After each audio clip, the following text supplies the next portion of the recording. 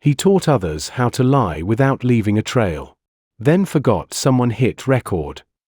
45 seconds later, a hearing collapsed. And the man who ran the playbook? He couldn't even deny his own voice. If you think silence doesn't protect the powerful anymore, subscribe. Because the next voice they try to bury might be yours. He ripped the mic from his lapel. This is a witch hunt. You people already made up your minds. Kash Patel stood, his chair rattling back against the committee desk. His voice cracked, too loud, too late. Sweat visibly marked the collar of his dress shirt. The hearing was still in session, cameras rolling, red lights blinking. But he didn't care. His lawyer reached for him, missed. Patel turned his back to the room, storming past the American flag behind Chairman DuPont's desk.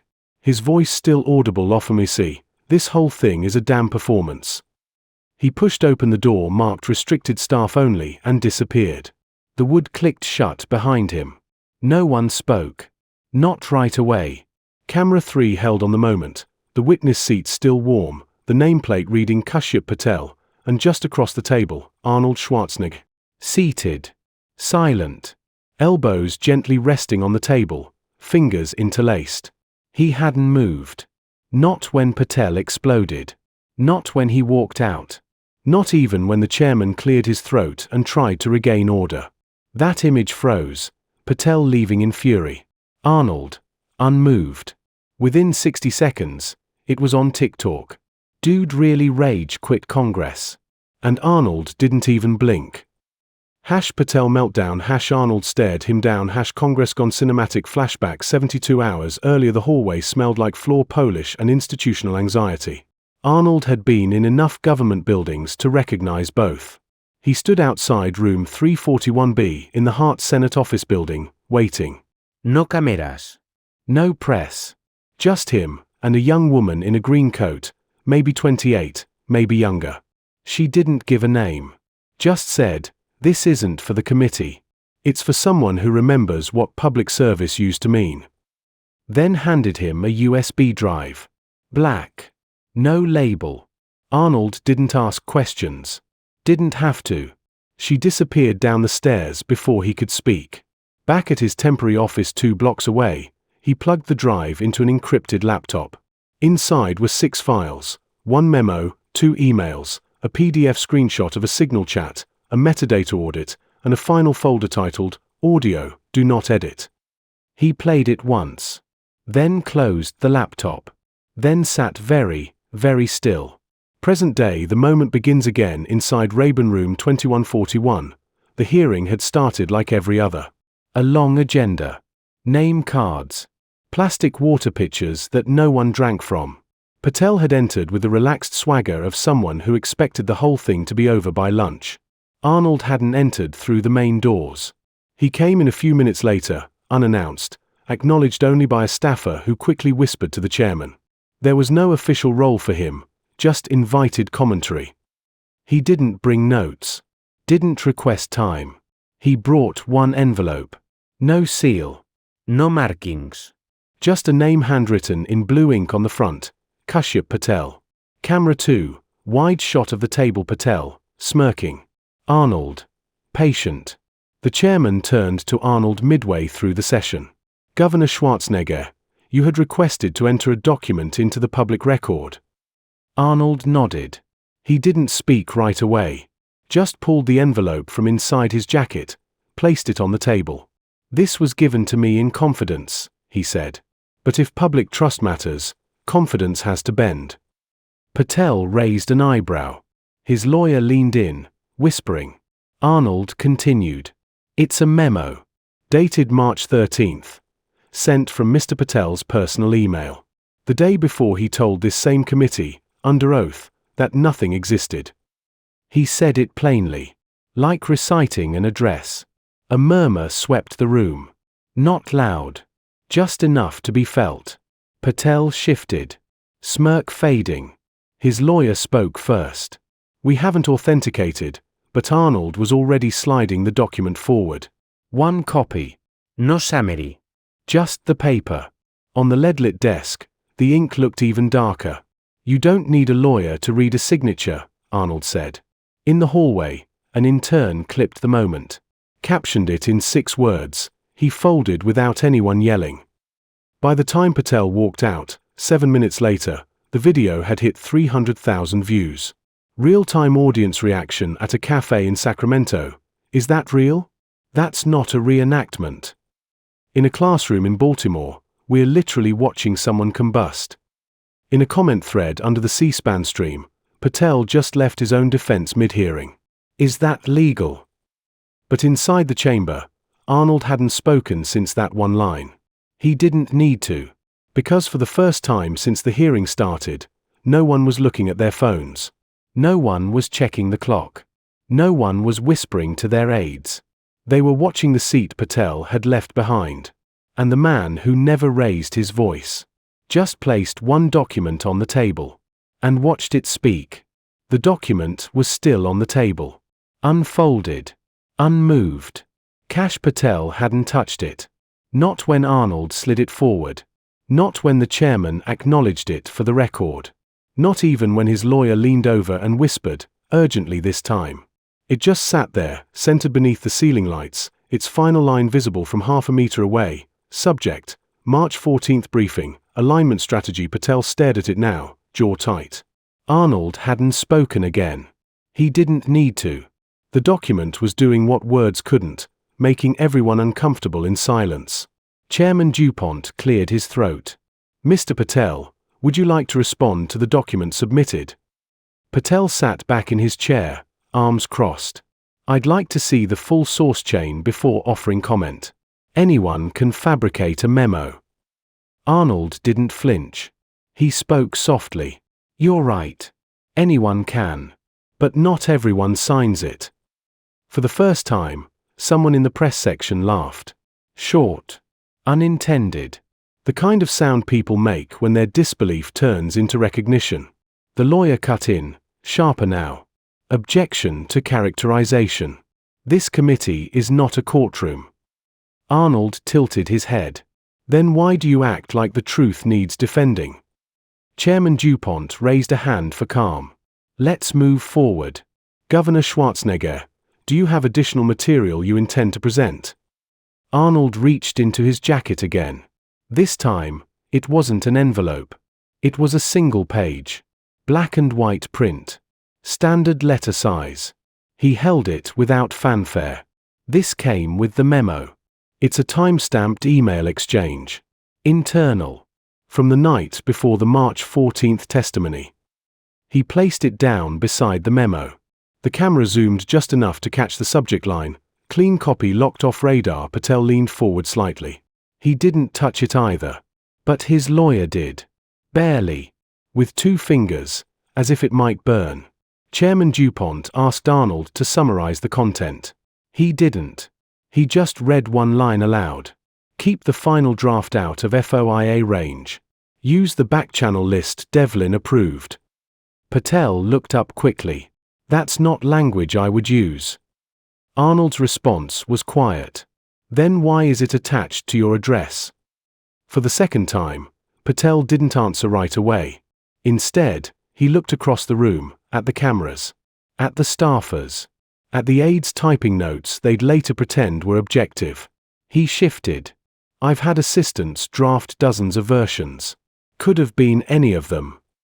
Arnold's eyes didn't move, but only one version got sent. A pause. You ever wonder why the truth always shows up as a draft you forgot about? Patel opened his mouth, but no sound came. Across the aisle, someone adjusted their mic. A minor pop echoed. Even that felt loud in the stillness. Arnold leaned forward, just slightly. It's not the words that catch people. It's the pattern. Chairman DuPont requested clarification. Arnold obliged. There's a recurring CC pattern, 2 secondary recipients. Same in every flagged email. Same time windows. Same encrypted route. Someone didn't clean the trail well enough. Patel's lawyer stood this time. Governor Schwarzenegger is not an expert witness. He's speculating. Arnold stayed seated. I'm reading. Not speculating. He turned the document so it faced the chairman. You'll find metadata in the footer. It matches Patel's device ID from a classified portal login less than 5 minutes later. Another silence. Then a single phrase from Arnold, softer than before. You logged in. You sent it. Or you watched someone do both. Patel's face flushed. For the first time, he reached toward the paper. But not to pick it up. He turned it over. Face down. As if hiding it made it disappear. Arnold didn't move. Didn't smile. Just watched the gesture, and let it hang. In the press gallery, 2 reporters exchanged glances. One mouthed, "Did he just fold?" Outside the chamber, live coverage from 3 networks had already shifted from talking points to implications. Chiron's updated mid-sentence. Patel confronted with metadata tie back-channel memo raises legal flags. Schwarzenegger silent, but surgical at a public library in Tucson. A government class streamed the hearing. A high school student pointed to the screen. He turned the paper over. That's the tell. That's when you know.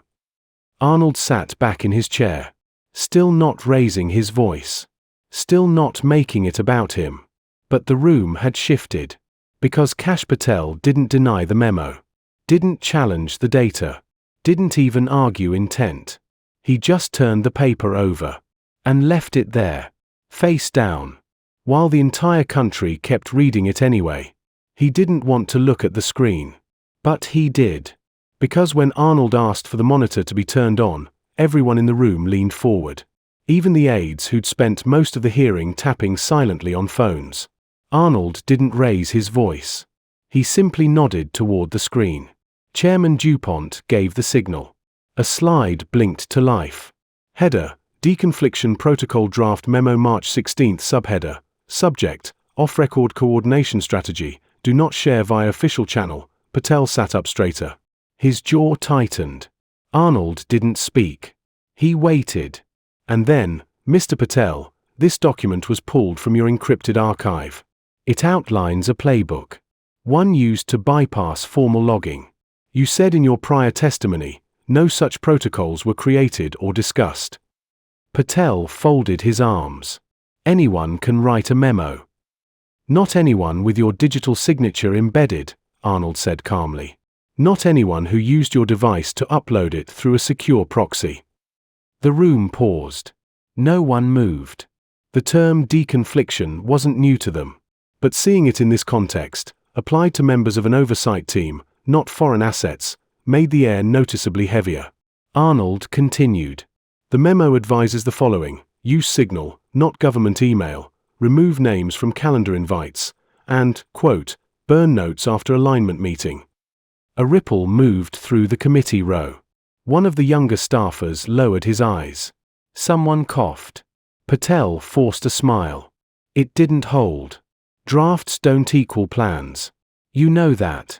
I've written hundreds of strategic hypotheticals. Doesn't mean I executed them. Arnold looked across the table. But when the hypothetical mirrors your actions word for word, people start wondering. He slid another page across the table. Metadata confirms this memo was accessed twice, once by you, once by a user named w.Staffline, less than 24 hours apart. Patel shifted in his seat. For the first time, he didn't respond. Not immediately. His lawyer leaned close. You don't have to comment on that. Patel ignored him. He turned to Arnold. This is political. You're framing hypotheticals as conspiracies. Arnold held the gaze. Then clarify them. A long pause. Patel exhaled through his nose. The term deconfliction in that context was referring to workflow, scheduling alignment, not secrecy. Arnold didn't blink. Avoid FOIA exposure is not a scheduling term. Someone behind Patel dropped a pen. It clattered, too loud. Patel went defensive. You're taking language out of operational context. People in high-level environments use shorthand. It's not sinister. Arnold leaned back slightly. It's not the shorthand that concerns people. It's that when asked directly under oath, you denied the shorthand even existed. Camera 2 zoomed. Patel's fingers tapped the table once, twice, then stilled. Arnold didn't push harder. He didn't need to, because the slide was still up. And beneath the memo's title was the line nobody had expected to see: approved draft for WSL internal loop, only Arnold let it breathe. Then delivered it, quiet, waited, WSL, w.Staffline, the same alias attached to every undeclared attachment in the last 2 months of your advisory term. Patel glanced at his lawyer again. But the lawyer was still. The pattern had formed. The room had noticed. Even outside the chamber, legal analysts were now reading from the same file. Someone had leaked the screenshot. CNN had already moved to panel discussion. MSNBC's scroll bar now read, ex-Gov Schwarzenegger reveals pattern in back-channel scheme. On TikTok, the audio clip from the memo's bullet points had been overlaid with subtitles, then stitched with Patel's earlier statement. There were no unofficial instructions. Tens of thousands were already commenting. He lied before the memo even hit the screen. You can hear the room turn. At a gas station in Phoenix, a father filled his tank while replaying the clip. He turned to his teenage son. This is how people in power get caught. Not by screams. By paper. Inside the hearing room, Arnold spoke again. If this was just a draft, if it meant nothing, then why does every step it outlines match what we saw happen? Patel had no answer. He looked like he wanted to challenge it, but couldn't find the word. Arnold didn't press. He paused. Sometimes, the most dangerous playbook isn't the one people follow. He tapped the paper lightly. It's the one they assume no one else will ever read. And the silence that followed wasn't angry. It was recognition. Worn by every person in that room who'd seen too many secrets survive under the name of process. Arnold leaned back in his chair. And Kash Patel? He didn't look at the document. He didn't look at the screen. He looked at the door. The file was only 45 seconds long. But before Arnold played it, the room already knew. Because there are moments, rare, undeniable, when silence shifts. When a room built for control realizes it's about to lose it. Chairman DuPont leaned forward. For the record, this recording was submitted under authentication by Cybersecurity Council and verified independently by 2 analysts. It contains remarks attributed to Mr. Patel, recorded during a closed training session last April. He paused. Mr. Patel, do you recognize the session in question? Patel didn't answer. His lawyer spoke instead. My client acknowledges being present during multiple briefings of that nature. However, any audio presented should be contextualized as informal and not indicative of policy. Arnold didn't respond. He simply tapped the play button. A low click. Then a familiar voice, Patel's voice, filled the hearing room. Keep comms clean. If anything could even look like it crosses the line, send it through Signal. Never email. And if anyone asks later, deny knowledge unless you're backed into a corner. The clip ended. No music. No distortion. Just 45 seconds of direction. Deliberate. Calm. And utterly damning. Patel didn't speak. He shifted in his chair, looked down at the table. The lawyer beside him sat frozen, lips pressed thin. Arnold didn't raise his voice. He didn't even look at Patel when he spoke next. That wasn't taken from a memo. Or a text. That was your voice. Unedited. Unmistakable. Patel finally responded, quietly at first. That clip was internal. It was off the record. Not intended for this committee or any public forum. Arnold turned toward him. Off the record doesn't mean off the hook. Patel's face hardened. This is being twisted. Then louder. This was a media training. A scenario drill. I was describing how to avoid missteps in communication, not how to hide wrongdoing. Arnold didn't react. He waited. And then said, flatly, you didn't say don't cross the line. You said don't look like you did. Another pause. This one colder. Patel's lawyer reached for the microphone. My client would like to assert, but Arnold spoke over him, not in volume, but in weight. You gave instructions. Real ones. Not hypotheticals. Not simulations. And they weren't about clarity, they were about evasion. He turned back to the chairman. And now the public gets to decide whether evasion sounds like leadership. Up in the gallery, the reporters had stopped typing. They were just listening now. So was the country. On cable news, the clip played on a loop. Analysts leaned forward in studio chairs, trying to fill airtime that no longer needed commentary. Because the clip didn't require interpretation. A man's own words had left nothing to guess. At a bus stop in Milwaukee, a woman watched the footage on her phone and whispered to her friend. He didn't even deny it. On TikTok, creators spliced the audio with Patel's earlier statement. There were no informal protocols, cutting back and forth until the contradiction punched through like a hammer. In the hearing room, Chairman DuPont adjusted his glasses. Mr. Patel, do you deny that voice is yours? A long silence. Then, finally, no, do you retract any part of what was said? Another pause. Then, it wasn't supposed to be policy. It was just, Arnold didn't wait. It was what? His tone didn't rise. It didn't need to. Patel swallowed hard.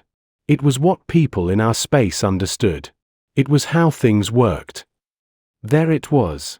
A confession, not of guilt, but of culture. And Arnold let it hang. He folded his hands. Maybe that's the problem. Patel looked at him. You think this is new? You think I'm the only one? Arnold answered without hesitation. No. I think you're the one who got recorded. The room froze. No rebuttal came. Because there was nothing to add. The audio had done its job. It didn't inflame. It revealed. And now, the face of Kash Patel sat beneath it, quiet, exposed, and for the first time since the hearing began, visibly afraid of what would come next. The hearing room was full, but it wasn't the people inside who made the difference. It was the ones watching from the outside. They weren't supposed to care.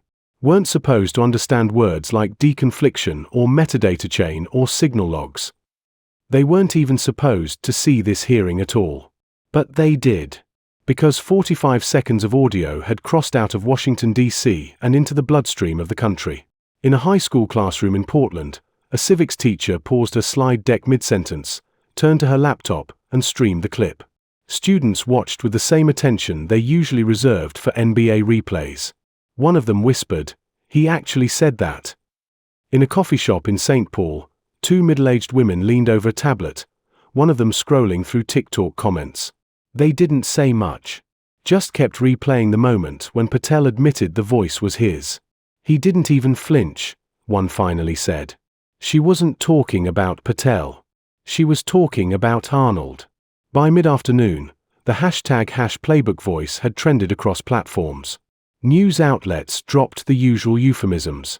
They called it what it was, a collapse. Not just of a man, but of a pattern. The kind of collapse that didn't happen loudly, but permanently. Inside the hearing room, Arnold remained still. He hadn't spoken in nearly 20 minutes. He didn't need to. The weight had shifted. Patel was no longer answering for a mistake. He was explaining a mindset. And the public wasn't waiting for judgment, they were rendering it live. In a veterans center in Topeka, 3 older men sat around a small television. One of them, a former intelligence officer, watched Patel fumble through his answers and muttered, "That's not how we were trained." In a middle school library in Atlanta, 2 students played the audio clip back to back with a clip from Patel's previous Fox News interview. "Wait," one of them said. "He said no back channels." Like, exactly that. Her friend nodded. And now he's saying it's how things worked. No one had coached them. They didn't need interpretation. They were just listening. And what they heard was betrayal. In Washington, outside the Rayburn building, protesters had started to gather, not because anyone had organized them, but because someone had streamed the hearing live on their feed. Within 2 hours, a dozen hand-painted signs appeared. One read, "He didn't whisper it, he taught it." Another, "Evasion is not strategy." Reporters flooded the sidewalk. Arnold didn't address them. He didn't give quotes. When one shouted, "Governor, do you think Patel should resign?" Arnold simply walked past. Later, a clip of him doing so went viral, not because of what he said, but because of what was in his hand, the original memo, folded once, now dog-eared. People paused the video, zoomed in, commented, "He still has the receipt." And while Patel's team scrambled for narrative control, claiming misinterpretation, partial context, biased media, the internet moved faster than spin. At a town hall meeting in Indiana, a man asked his representative, "Why is a movie star the only one willing to call this out?" At a college campus in Austin, a professor rewrote her ethics syllabus to include a new unit, "When Culture Becomes Policy." And in a quiet apartment in Virginia, a young woman named Melinda Cash watched it unfold on her cracked phone screen. She didn't tell anyone what she'd done, didn't text her supervisor, didn't tweet. She just watched the country watch what she'd once thought would stay buried. And when the clip reached its final seconds, Patel's voice saying, "Deny knowledge unless you're backed into a corner," she turned off her phone and said nothing. Because she wasn't the story. But she knew exactly when the story had changed.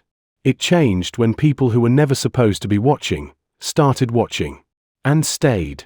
He came back without a word. No announcement. No drama. Just a slow return through the side door of the chamber. Kash Patel looked smaller now. Not physically, but in posture, in presence.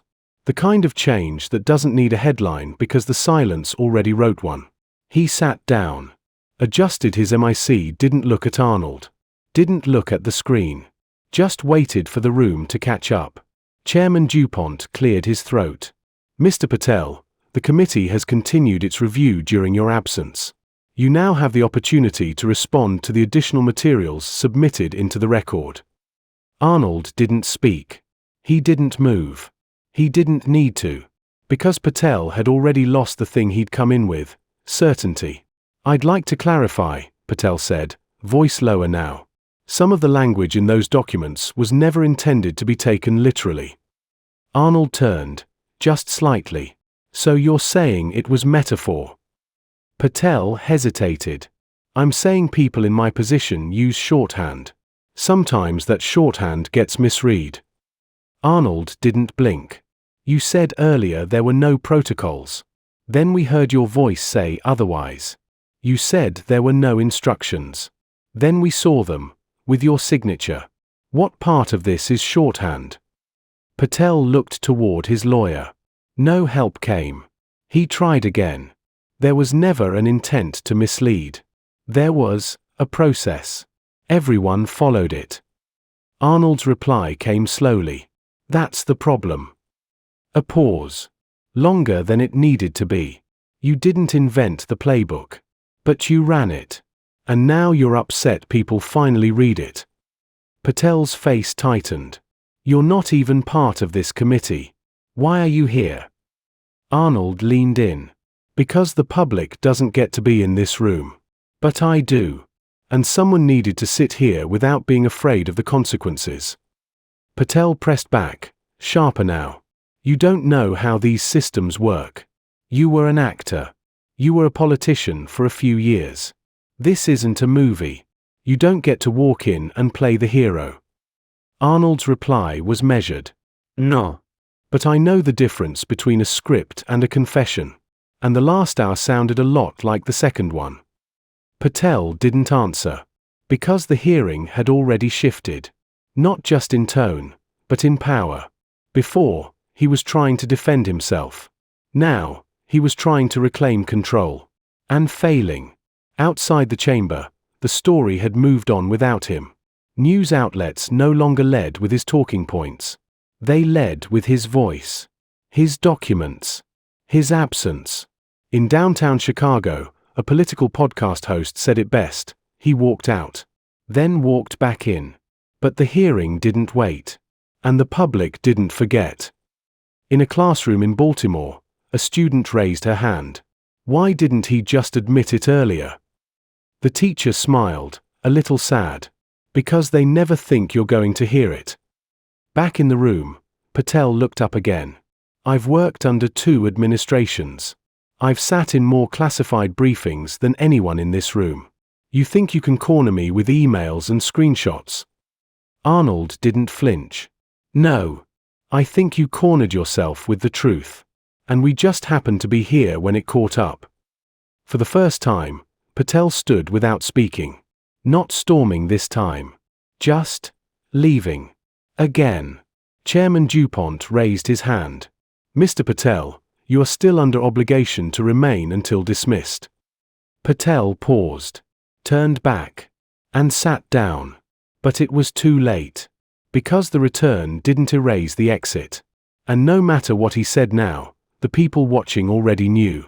He didn't come back to clear his name. He came back to contain the fire. But it was already everywhere. There was only one document left. Arnold didn't hold it up. Didn't announce it.